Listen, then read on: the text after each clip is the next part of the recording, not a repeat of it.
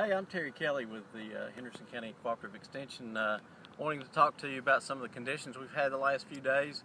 We've had a lot of cold weather. We had a pretty good storm this weekend with heavy rain, lots of wind, and then the cold weather as well. We've had some nights that were very borderline in terms of damage to trees, with temperatures dipping into the upper 20s at times.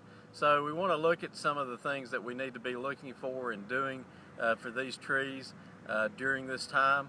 If we look right here, we see some damage on one of these trees.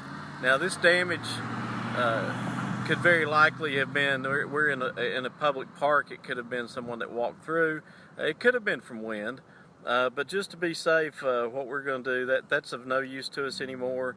So what I'm going to do is I'm just going to, well, it just fell right off there, but I'm going to snip it back right here to get rid of that. We still see there was good live tissue in there at this time. But one of the things that we worry about in terms of trees that have had these kinds of conditions is it's ripe conditions for fire blight. Fire blight is something that strikes generally on younger trees where you've had wounds or where you've had some damage. And it can get into those wounds. So when it's cold, when it's wet, when you get these windy conditions that can cause wounds on the trees, it opens up the younger trees and the younger parts of the trees to fire blight. Now what will happen if you get a fire blight strike, say on this right here, is that will just quickly die back and wilt. And to be safe, if you see a strike like that on one of your trees, then you're going to have to probably cut back all the way to about right here to make sure that that fire blight doesn't continue on back in to get into the main part of the tree and kill the tree. But a lot of folks also use some protectants. One that is available to most homeowners is one called streptomycin. You might see it as Agristrep or some other trade name, but it's 22% streptomycin sulfate. And you can use, sounds you're going to have a pretty good scale to do this, but 1.7 grams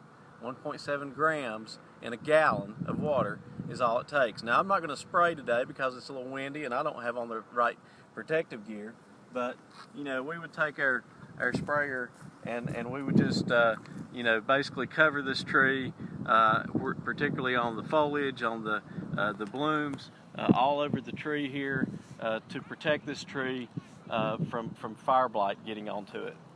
Now, one of the other things that, and you'll want to do that every 3 to 5 days during this period. If you get rain, you'd want to shorten that interval, but you need to keep it protected during this time where we're subject to good fire blight conditions. Now, one of the other things we worry about is what kind of freeze damage did we get. My good friend and co-worker here, Steve Pettis, is helping me here today. And Steve, we're going to walk over to this next tree, if that's all right. Okay. And we're going to take a look at some of these blooms here.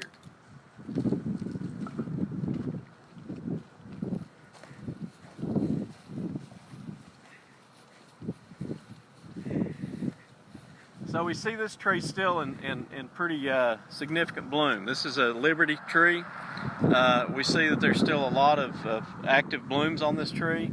And basically what we're going to do is we're going to see if these got any damage or not. So I'm going to take a single bloom.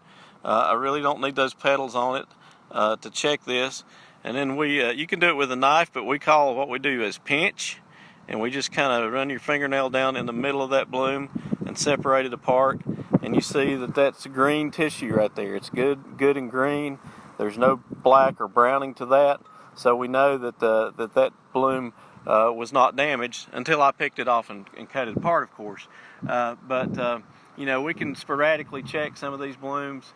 We'll take one over here, which is a king bloom off of that one, where most of our fruit are going to come from.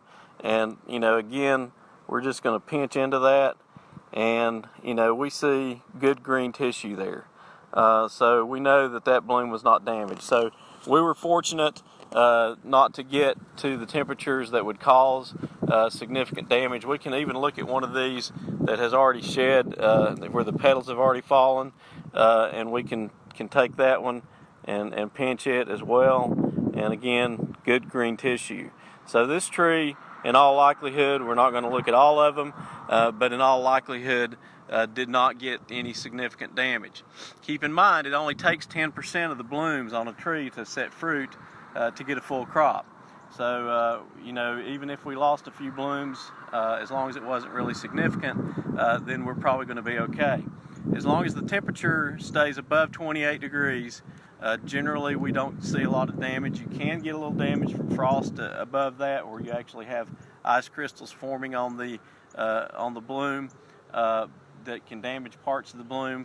But the critical temperature for actually freezing is to stay at 28 degrees or below for as much as 4 hours. So we want to stay out of that range when we get below 28 degrees for an extended period of time. There's been places in the county where we did get below that threshold, and we probably did see a little bit of damage to some of those trees. But what we're seeing right here is good news for the crop right now. Hopefully we're going to get out of these cold nights really soon. It's still middle of April, so we've got a little ways to go. But that's the story for right now. That's a good way to go check your blooms and to protect your trees against firefly.